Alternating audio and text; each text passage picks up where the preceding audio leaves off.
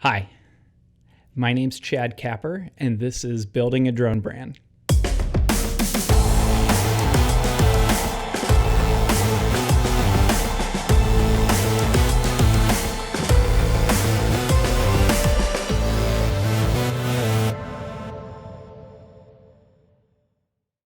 You clicked on this seminar because you're interested in starting a company, or you want to understand how to build a brand.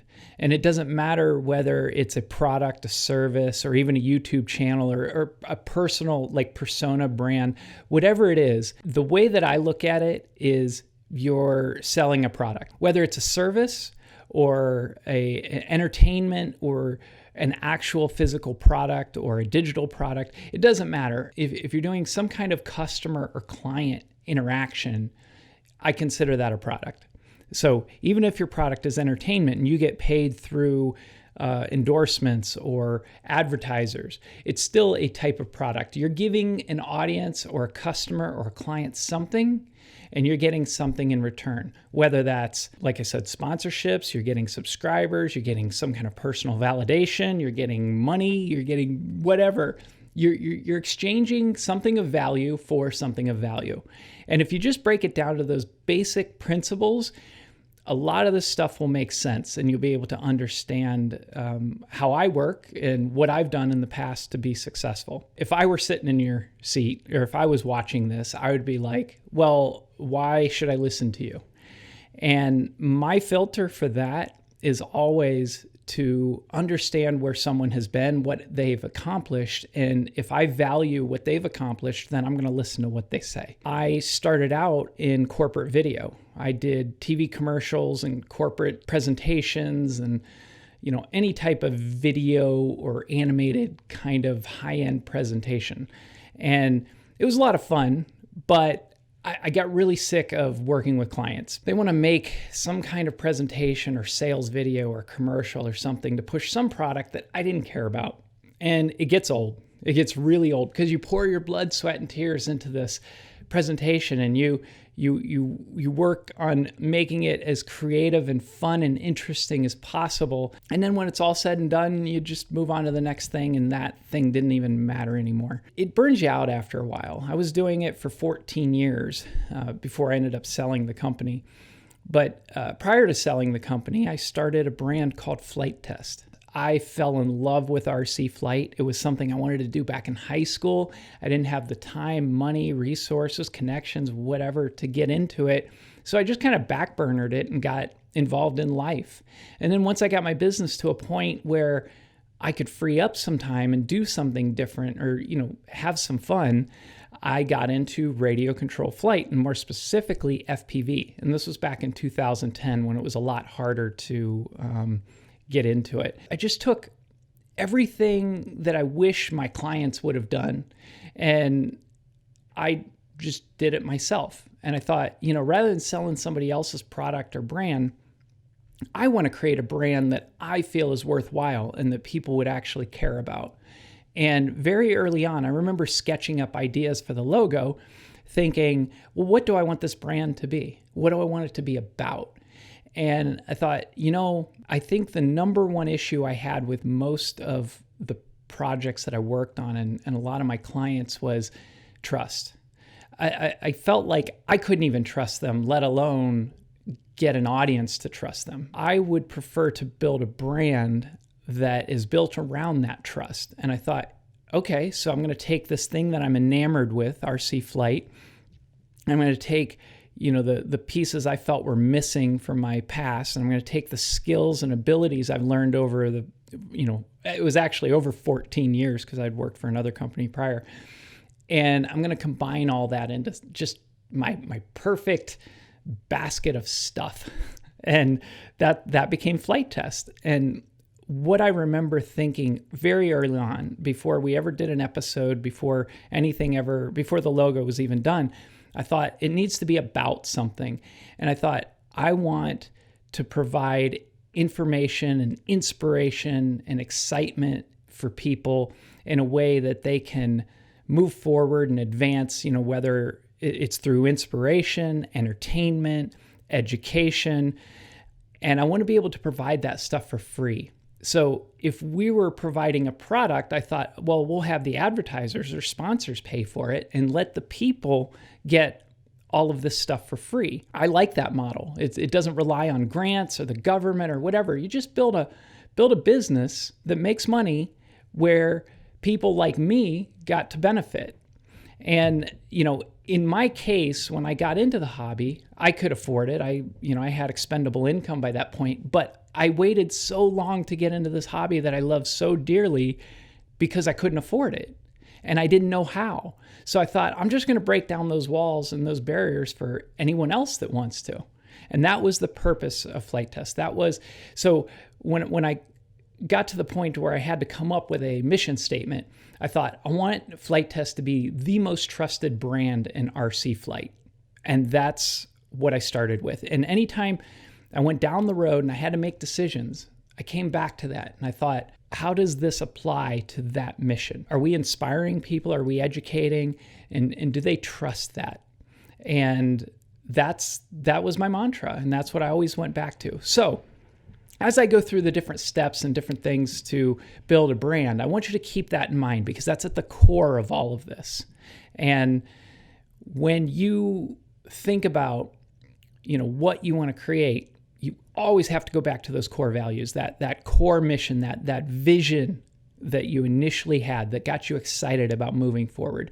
And you really got to dig down and you got to be honest with yourself. What do you want out of this? If you're building a brand, don't do it just to do it because it's fun. It still has to have purpose. So Flight Test was the first real independent brand that I created with the intent of creating a brand. My production company was really created more out of necessity. It was because I was very passionate and interested and excited about video production and 3D animation. But Flight Test was more intentional. It was more about what can I create with all the stuff that I've learned and all the mistakes that I've made. And as some of you might know, Flight Test was not the only brand that I created. I've created a number of brands since then. Also, I've helped other drone companies build up and refine their brands. I've even helped some companies completely overhaul their whole brand and the brand position. All right, now it's time to get into the meat of it. Now, I've put a lot of thought into this. When Randy asked me to do this for the Drone Film Festival, I let him pick the topic. He said, how about building a drone brand? And I thought, okay, that's very hyper-specific. But the more I thought about it, I thought, these principles carry over no matter what. Now, I have specifically a lot of experience building drone brands. However, I really do think these principles carry over. So no matter what kind of brand you are building, I believe this will be helpful. What I've noticed, brands fail because of these three areas. They don't have a goal, they get distracted, and they quit when it gets hard. I may have oversimplified that, but I don't think so. I think that really is the biggest hurdles. And I thought, okay, well, how do you address these? Because I don't like to tell people what not to do, because if you say, don't do that, it's not super helpful because there's a billion other things you could do. But if you say, do this, well, then it's very specific. It's very clear. So if we address those three areas, design your goal, focus your energy, and never give up. And that's a way to focus on the positive aspect of those three areas of difficulty rather than trying to stay away from them. So we're going to really try to focus in on these three phases: designing your goal, focusing your energy, and never give up. And what do these three segments mean to me? So first, let's cover designing your goal. You have to have some kind of foundation, a goal to look towards. A lot of people call it vision.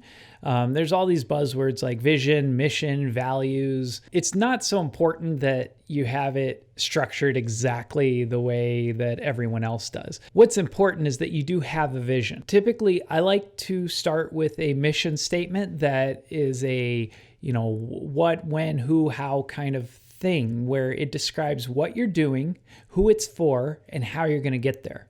I can assure you that having any kind of foundational focus and something that you build the rest of your brand on is important. It doesn't matter what you call it. It just matters that there's something there. If it's empty and if you're just chasing an idea or chasing money or some kind of opportunity or fame or whatever, you're never really going to get there because you don't know why. You have to know why you're doing what you're doing to be more effective. The very first thing you got to know is what's your goal? Like, what do you want to accomplish? Everything that you do should have some type of goal. Otherwise, you're just floating around doing stuff for no purpose. So even this presentation has a goal. The goal is that you walk away with something valuable that you can implement into your life and what you're doing and in your business. And if someday you come back to me and say, hey, Chad, those few points you made,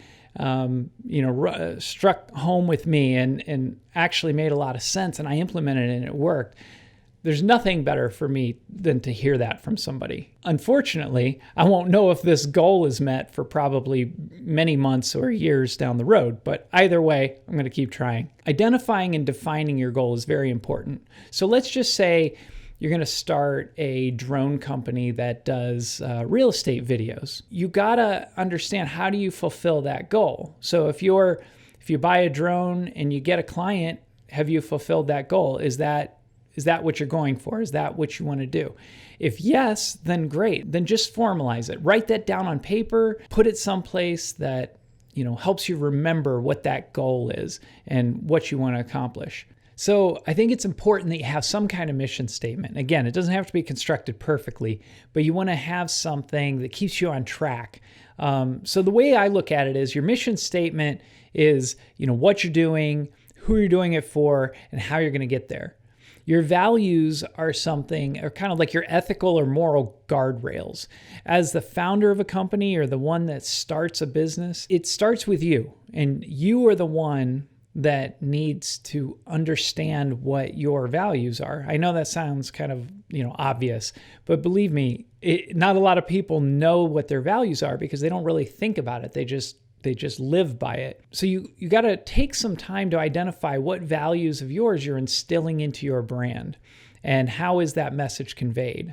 These are things to think about. They're not absolute essentials, but you shouldn't just skim over it all and take it for granted. Okay, so to pull up a couple examples, let's start with eBay. Their mission statement is, at eBay, our mission is to provide a global online marketplace where practically anyone can trade practically anything, enabling economic opportunity around the world. So what is it they're trying to do? They're trying to enable economic opportunity around the world for anyone. That's pretty broad. Even though it obviously is working for them, I would recommend focusing and down to a little more specific. Everybody tries to say everyone, but very few can actually serve everyone. I would start with a more selective crowd with your brand. And then, in the future, you want to expand it, you can always expand. So what are they providing? They're providing a global online marketplace. So they have the who, how, what they're doing in their mission statement. Let's see. So Nest, they make thermostats and cameras. Our mission is to create a more helpful home, continuing to build devices and services that allow your home to take care of the people inside it and the world around it. And in doing so, we'll continue to live by the same core privacy and security principles that guide all of Google's work today. So recently, Google just acquired Nest, so that is a more recent mission statement that obviously incorporates. It's kind of funny. They have the same core privacy and security principles. They got to make sure they put that in there because people are very concerned about their privacy and their information getting shared. So they went ahead and put it in their mission statement.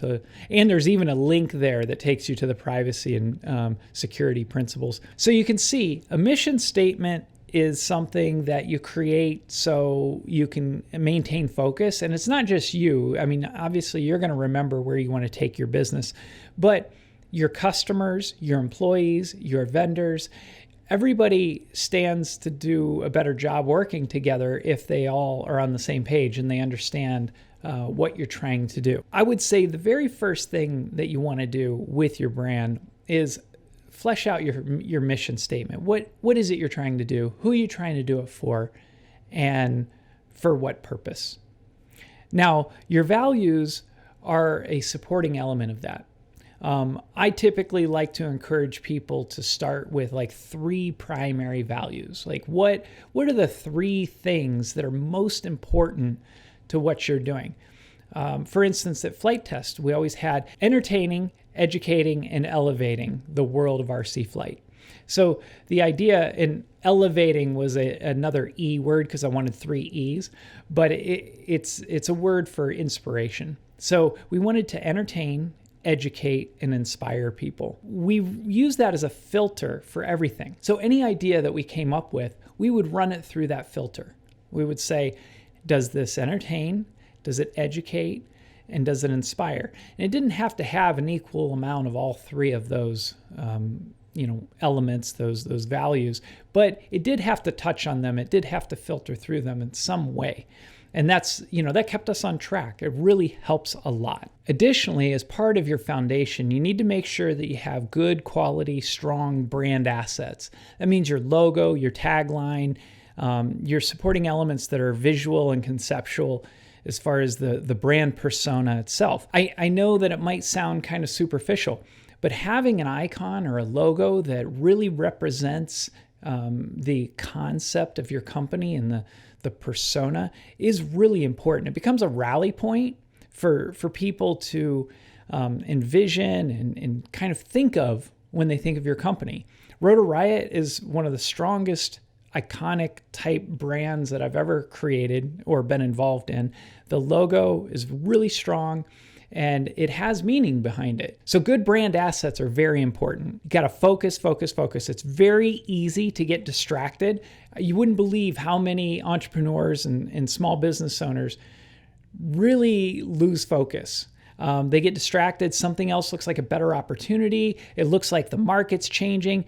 That's a big one. A lot of times we will fool ourselves into saying that the market is changing or there's a downturn or there's a recession or whatever. That's fine. All that stuff can be real, but it doesn't mean you change your focus, like your end goal. Your methodology might change, your offering might change, but you can't change your entire focus. You have to be able to make sure that you keep that end goal in mind and that everything that you're doing is supporting that goal and helping getting you there closer. Right now, I'm going through my 3rd recession in business. I started my first business back in 1998. We had, after 9/11, and then we had, around the late 2000s, and now, the whole COVID thing and all of that. So you can make it through recessions. You just have to, you don't change your goal though. You just change your methodology or something to better serve your audience. You gotta focus your energy.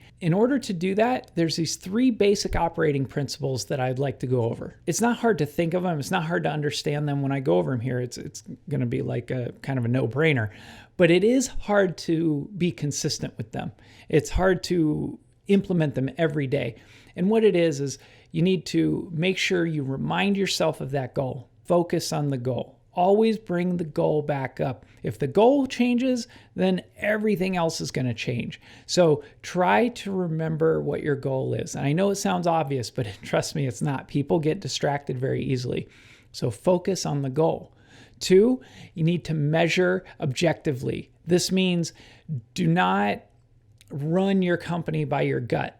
Your feelings are a great indicator of something, like something might be off or something might be up and you can't quite figure it out, but do not react to those feelings. Measure objectively. If you have a retail store or an online e-commerce store, then one of your metrics is going to be your revenue, your sales. So look at that and use that to objectively tell how you're doing. Look at your metrics, look at your numbers, your conversion rate, how much traffic you're getting. These are things that are objective. It's not based on your gut and your feelings. Your gut and your feelings, they are there for a reason, but they're not always accurate.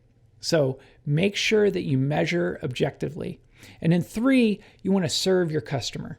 I know these sound really obvious, but really, I don't think business and branding is that hard. It's just hard to stay on track. It's hard to stay consistent and stay focused. So make sure you're serving your customer. Whatever it is you're doing, whether it's a service-based, a product, entertainment, make sure you're giving them what you've promised. Are you making a product? Well, then make sure that product does what it's supposed to do.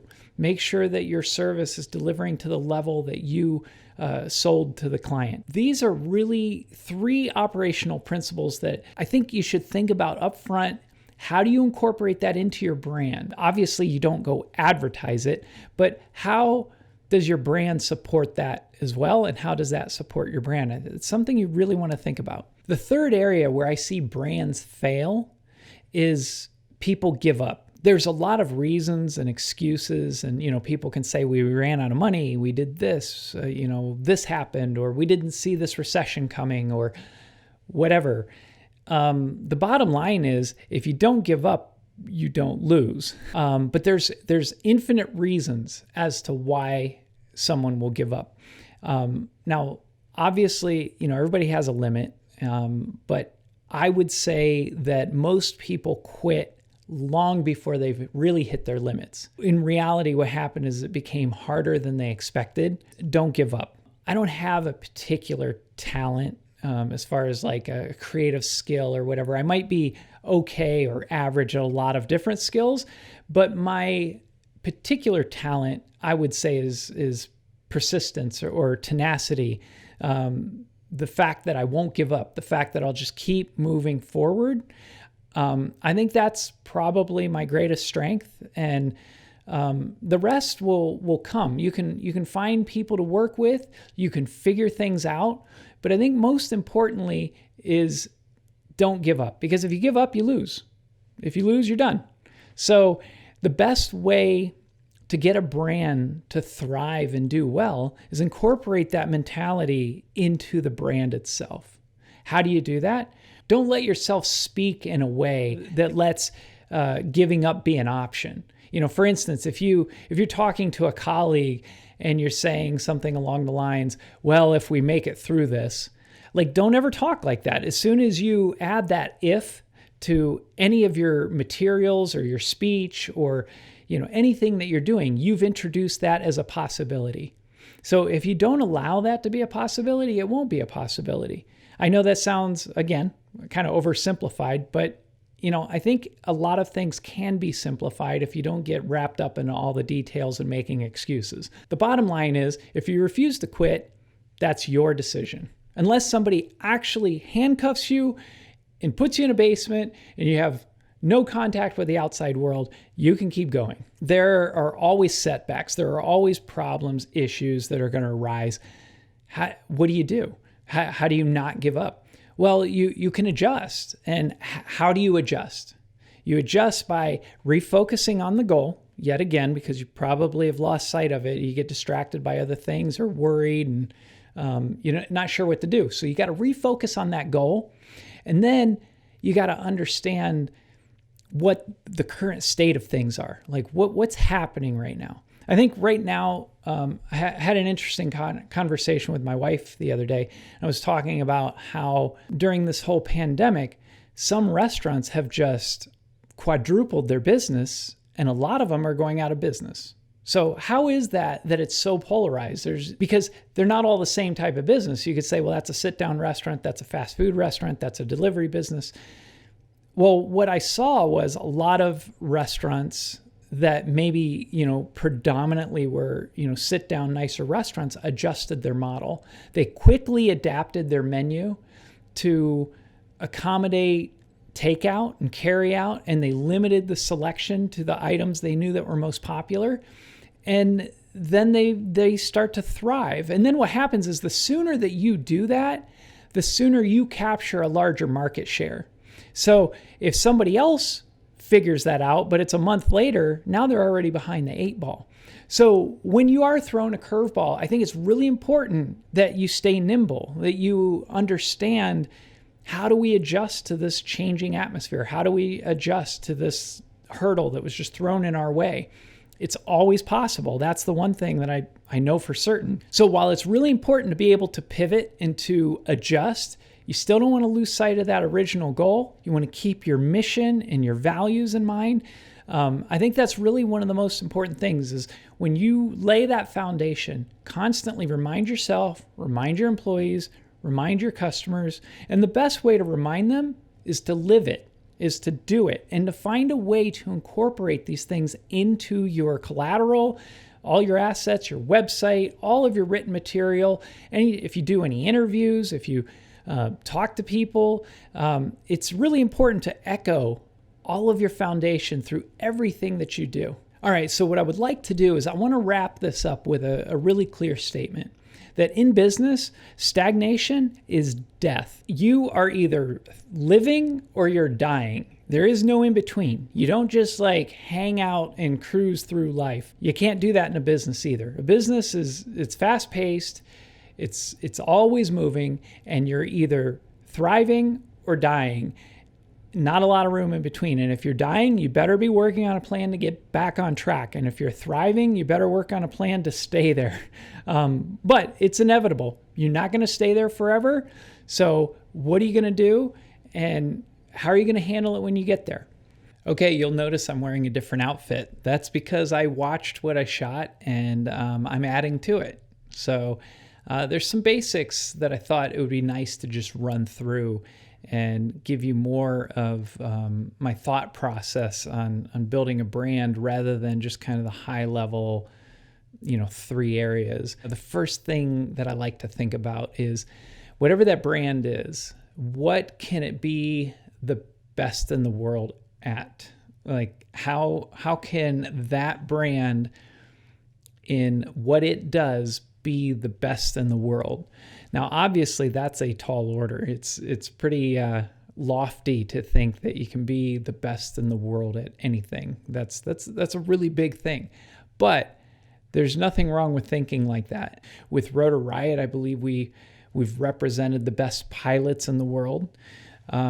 So I think it's completely achievable. You just have to have enough qualifiers to make it realistic for your resources and your abilities. What it forces you to do is to really get into your zone and be the best you can be in that zone. And it forces you to identify it. So when you say that, you believe it and you believe that you can achieve it.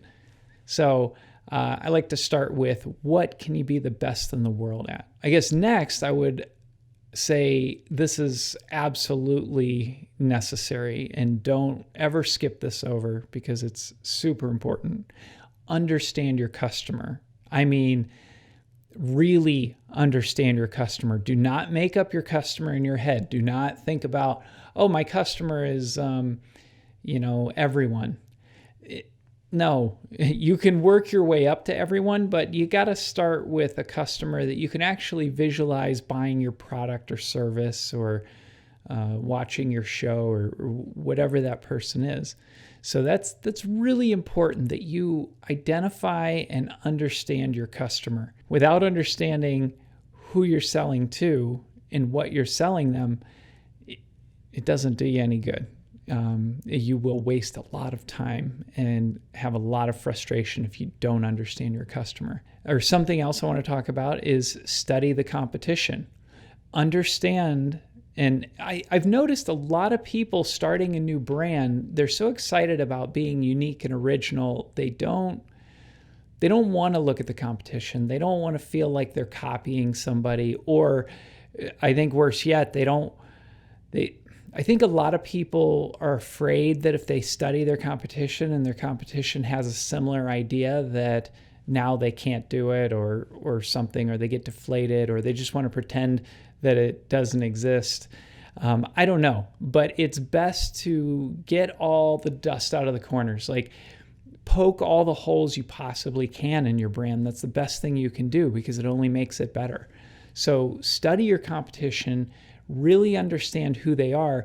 And this also, by looking at your competition, look at their customers. This helps you understand who your customers are. Or it might help you understand who you don't want them to be, and you want to, pivot your idea a little bit and get into a more, or I guess a better fit. So moving on from there, I would say the next level of importance is a financial plan. It's boring. It's tedious. It's very difficult. At times it feels impossible. But for Rotor Riot, for instance, one of the things that I did was I came up with a financial plan for our retail store. And I sat down, both a timeline. It was I think at the time I'm trying to remember if I did a 9-month timeline for the retail store because I wanted to line it up with the end of the year. And I sat down and I put in a spreadsheet all of the products I thought we might sell. I mean, it wasn't super comprehensive, but it was pretty detailed. I mean, everything from hats to motors, flight controllers. I made a list of every product that I was pretty certain we were going to sell. And then I went month by month, week by week, and tried to imagine how many of each item we would sell. And I was able to come up with a realistic game plan of what we would sell each month, for the next 9 months, coming up with a projection. And then what's nice about that is, one, you do like an exponential curve. You obviously can't start out selling. Set in place financial goals that are achievable, because if you just try to do these lofty financial goals and you don't hit your goals, it's very demotivating. And people lose steam, your employees lose steam if you have employees by that point, but even if you don't, it's very disheartening to not hit your goals. So really try to do achievable goals. And what that does is, let's just say week 1, you hit your goal. Now it frees up your mind. You're not thinking about sales every minute of every day. It's you say, okay, I hit my goal this week. Now I can shift gears and I can think about my marketing plan or, other things rather than just hitting those financial goals. But having the financial plan is very important and helps keep you on track. And I would not let that slide. You should sell a product or a service that there's a need for. So it could be a common thing. Like in Rotor Riot's case, we were selling parts that already existed and other people were selling. But we had a unique position. Our position was we represented the best pilots, the freestyle pilots in the world, and they were recommending which parts to buy and which parts to use based on their abilities. And that gave us a very unique position that other brands had, but because we represented the best in freestyle, then we had the best recommendations.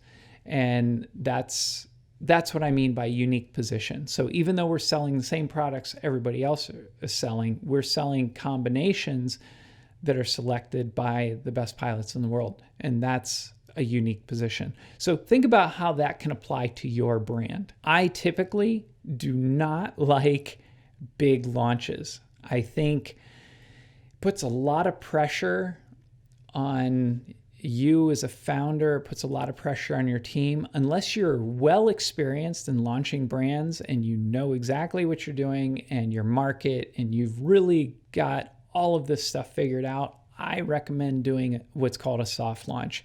And that means rolling things out slowly, knowing that you're probably going to have to shift or redo them or re-engineer your thought process.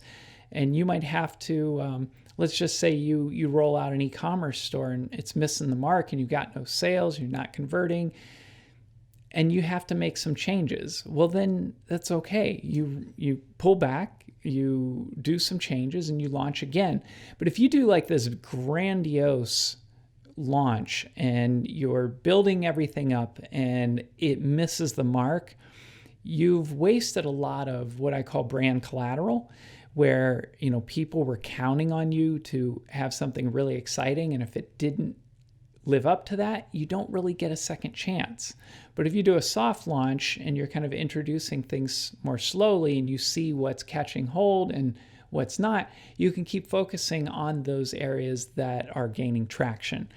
And that's the power of a soft launch. It's not as exciting, but it is it's more realistic and it gives you a lot more wiggle room to make mistakes. After you launch, get lots of feedback. Don't ignore the hurtful feedback. Like the stuff that hurts the most is probably the most valuable. It doesn't mean that you take it to heart. Don't take feedback personally. Feedback is just, it's feedback. It's customers or clients giving you, or it could just be general random people. That's probably the biggest dividing line though. Listen to people that have purchased your product. Listen to them deeply and try to understand what they're saying.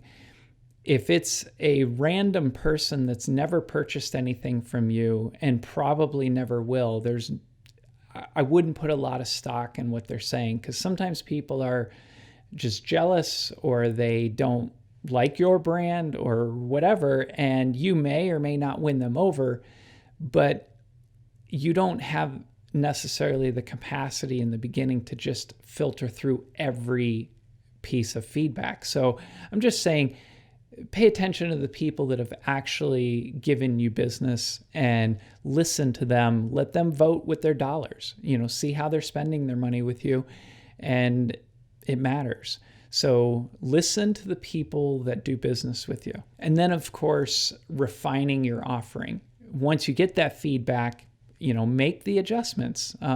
One thing I've noticed, I've worked with a lot of people in e-commerce, and one thing I've noticed is they tend to like to push the products that they like or the products they think should sell, but without looking at the data to really back it up. So, for instance, I have a friend of mine who makes unique items by hand, and some of these items, it takes him, a week to make, and some of them take half a day to make.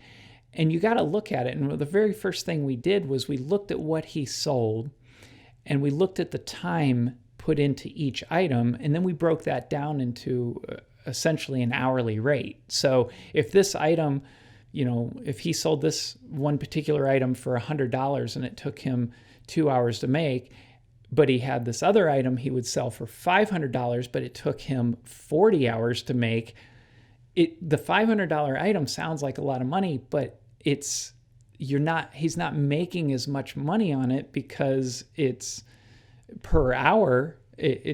He's losing money at that point, depending on the product. But you got to look at your products that way. Look at your more profitable items, and if you have a high profit item that is also selling well, you need to give that a lot of attention. Even in a service-based business, you need to pay attention to the services that you offer that are maybe high maintenance or very expensive to provide, or very timely or time consuming. You just need to make sure you pay attention to that stuff. It doesn't mean, sometimes you need to offer something that you don't make much profit on, but helps round out your offering, helps round out the selection of what you sell. And that's a good thing. You always want to serve your customer. You always want to make sure that they have everything that they need.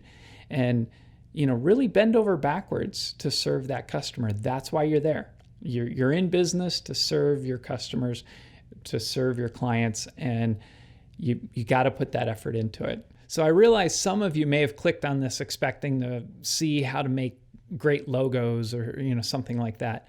While your brand image is very important, I decided to focus on what I felt were the most impactful, the most effective elements of building a brand. And really, it comes down to the foundation. You need, just to recap and summarize, you need to understand those core values and the goal that you're trying to achieve, and you need to stay focused on that, and you need to never give up. And it really is that simplistic of a design, but to execute it is extremely difficult. And I see people, get distracted and quit all the time. So before you even pull the trigger, just take my word for it. It's going to be 10 times harder than you think it is. It always is. It's going to be harder. It's going to take longer. It's going to cost more. It always does. So if you can design a goal and a mission that you believe in, that you're not going to give up on, and you can just continually refocus your efforts towards that goal, then you will achieve it. Now, obviously, you need to design a goal that is within the realm of reality. I mean, if you want to go to the moon and you have no special skills, talents, resources, investment to get there, then obviously that's going to be a waste of your time.